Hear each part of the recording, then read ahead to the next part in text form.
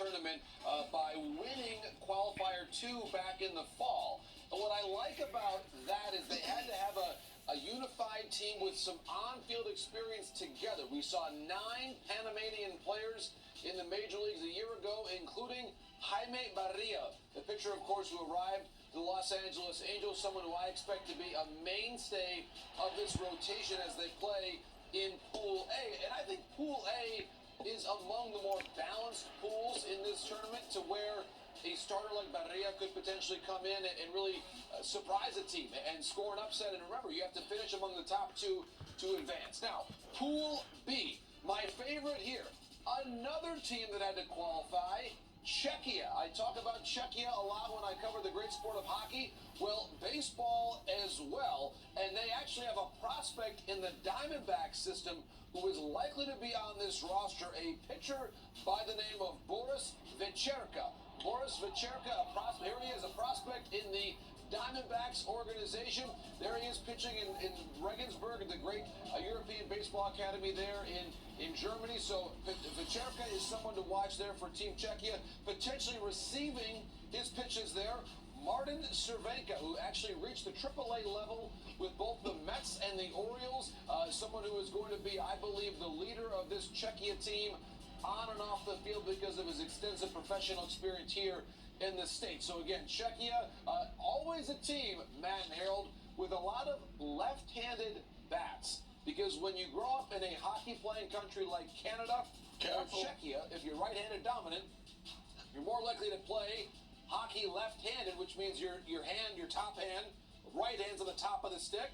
So a left-handed hockey player often makes for a left-handed batter. Therefore, a preponderance of left-handed bats on both Czechia and Canada. All right, Canada. We got to stop you there because Harold, just as a cautionary tale, when you make generalizations in Canadian fans based on sports and handedness, sometimes it can backfire. They take that thing the wrong way. What was it that you said that was misinterpreted up there years ago for our fans? I don't even want to go back into it. Can I go into it? I said that there were foul balls hit in Toronto, and people don't catch them. They grew up playing hockey. And they went bananas. On it.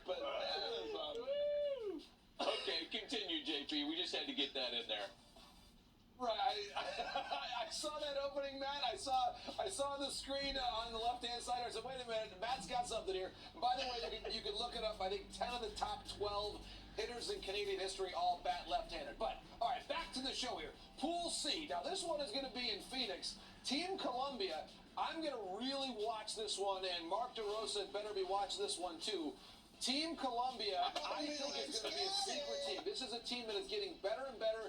Of the 30 players in Colombian history to reach the major leagues, 13 of them played last year.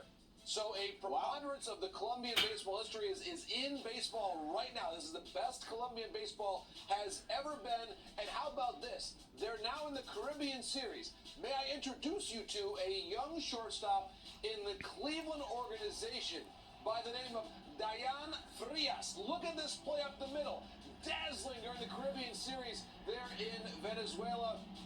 We expect him and Pertus to be splitting time at shortstop there for Holbert Cabrera, of course, the brother of Orlando Cabrera.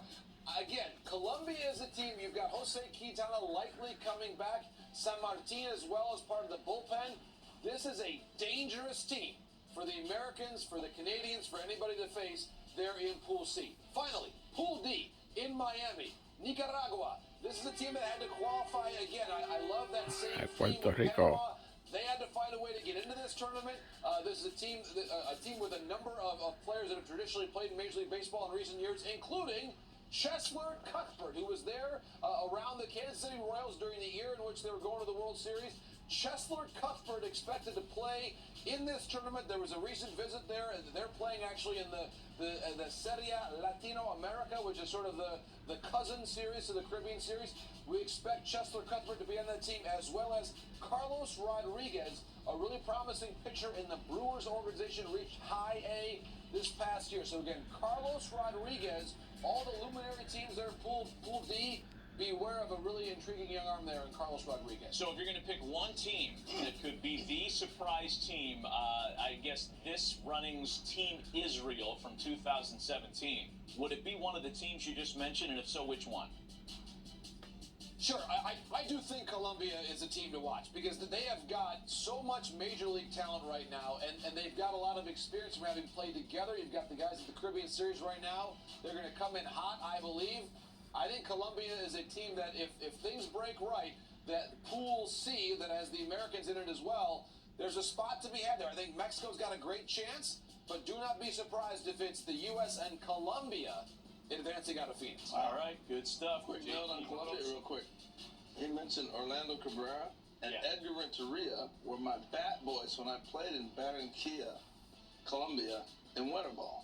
How about that? We've heard that somewhere. We've heard that story somewhere on the soundboard. I've heard that too. When I played winter ball in Barranquilla, Edgar Renteria was my bat boy. Yes, bat boy. I'm just hoping as we take a look at the schedule for the WBC, I'm hoping that the clearance and licensing people that run Team Panama have cleared the Van Halen song.